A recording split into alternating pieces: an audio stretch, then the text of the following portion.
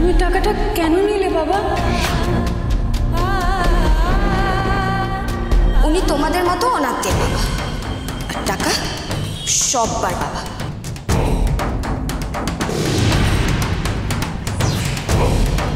তা বলুন মাধব বাবু, এই জমিটা আপনি কবে খালি করে দিচ্ছেন?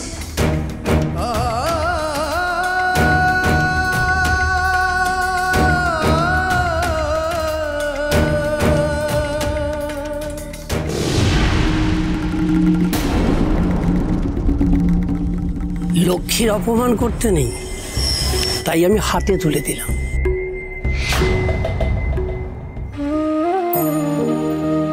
12 লাখ কেন, কোটি টাকা দিলেও আমার এই অনাথ আশ্রমে জমি আমি বিক্রি করব না।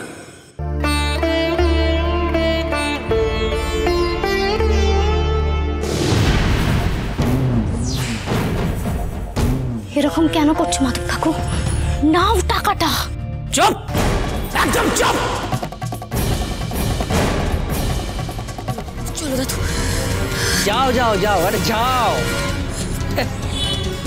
মাধব কাকু এতগুলো টাকা ছেড়ে দিল আর তুই কিচ্ছু বললি না গৌরী। বাবা খুব ভালো কাজ করেছে।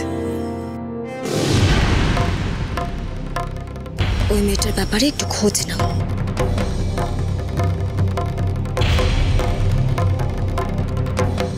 মাধব মুখার্জিকে টাকা দিয়ে কেনা যায় না।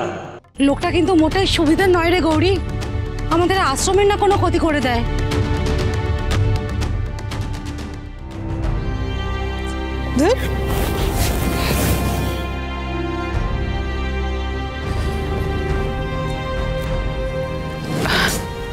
রুদ্র, সবাই অপেক্ষা করছেন, কেকটা কেটে নিয়ে।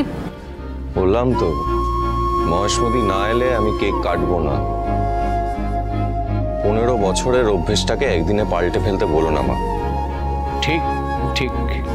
বৌমা, ওকে জোর করো না।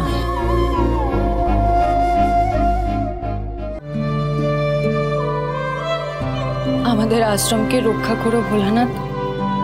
15 বছর ধরে এই আশ্রম আর বাবাই যে আমাদের মাথার উপরে ছাতা ধরে আছে।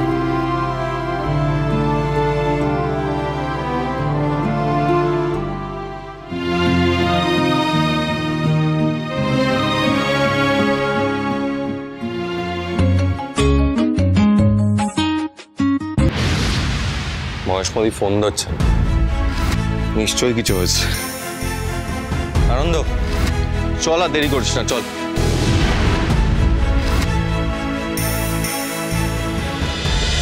নতুন স্বাদে হরগৌরী পাইস হোটেল, সোম থেকে রবি প্রতিদিন রাত 10টায় স্টার জলসায়।